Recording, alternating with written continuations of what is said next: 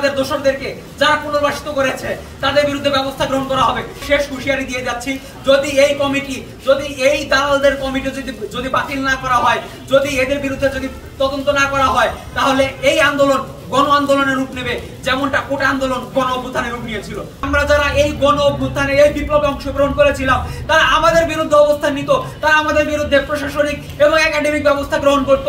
আপনারা দেখেছিলেন 17 তারিখ যখন এই হল থেকে এই ক্যাম্পাস থেকে যখন ছাত্রলীগের জানোয়ারদেরকে বের করে দেওয়া হয়, তখন তারা বলেছিল যে আমরা নাকি হলগুলোতে ঢুকে নাকি 5 কোটি টাকার ক্ষয়ক্ষতি করেছি। আপনারা দেখেছেন এই শিক্ষকেরা, এই যে আজ যে সাদা দলের ভাই, আজ যে সাদা দলের শিক্ষকেরা, স্যারেরা আপনারা যে এই স্বৈরাচারী শিক্ষকদেরকে সমর্থন দিচ্ছেন, আজ যে আপনারা তাদেরকে পুনর্বাসিত করছেন, গত 16 বছর তারা কি আপনাদের পাশে ছিল? আপনারা দেখেছেন গত জুলাই অভ্যুত্থানে, এমনকি গত 16 বছরে বাংলাদেশের প্রতিটি জেলায়, প্রতিটি উপজেলায়, প্রতিটি ইউনিয়নে পর্যন্ত বিএনপি বা জামাতের লোকজন যারা রাজনীতি করতেন তারা ঠিক মতো তাদের বাড়িতে ঘুমাতে পর্যন্ত পারেনি রাতে। আপনারা কি সেই ইতিহাস ভুলে গিয়েছেন?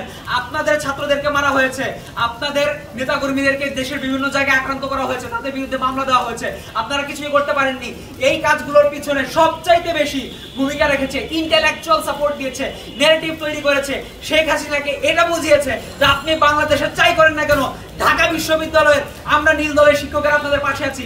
এই সাপোর্টটা আওয়ামী লীগকে যারা দিয়েছে তাদেরকে কিভাবে আপনারা আজ পুনর্বাসিত করছেন?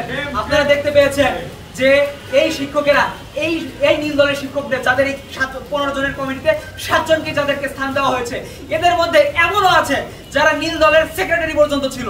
এদের মধ্যে এমনও আছে যাদেরকে বিশ্ববিদ্যালয়ের তাদের নিজস্ব শিক্ষার্থীরা, তাদের ডিপার্টমেন্টের শিক্ষকেরা, তাদের ডিপার্টমেন্টের ছাত্ররা পর্যন্ত যাদেরকে বয়কট পর্যন্ত করেছিল। সেই ধরনের মানুষদেরকে, সেই ধরনের চাটুকারদেরকে, সেই ধরনের দালালদেরকে, সেই ধরনের ফ্যাসিবাদের ন্যারেটিভ উৎপাদনকারীদেরকে আপনারা কিভাবে পুনর্বাসন করেন? আপনাদের কাছে প্রশ্ন থাকবে। এমনকি আমাদের সর্বোচ্চ পর্যায়ে দাবি থাকবে এই কমিটি, এই দালালদের কমিটি অবিলম্বে বিলুপ্ত করা হবে এবং এই কমিটি যারা দিয়েছে এবং এই ফ্যাসিবাদের দোসরদেরকে যারা পুনর্বাসিত করেছে তাদের বিরুদ্ধে ব্যবস্থা গ্রহণ করা হবে, তাদের বিরুদ্ধে তদন্ত করা হবে।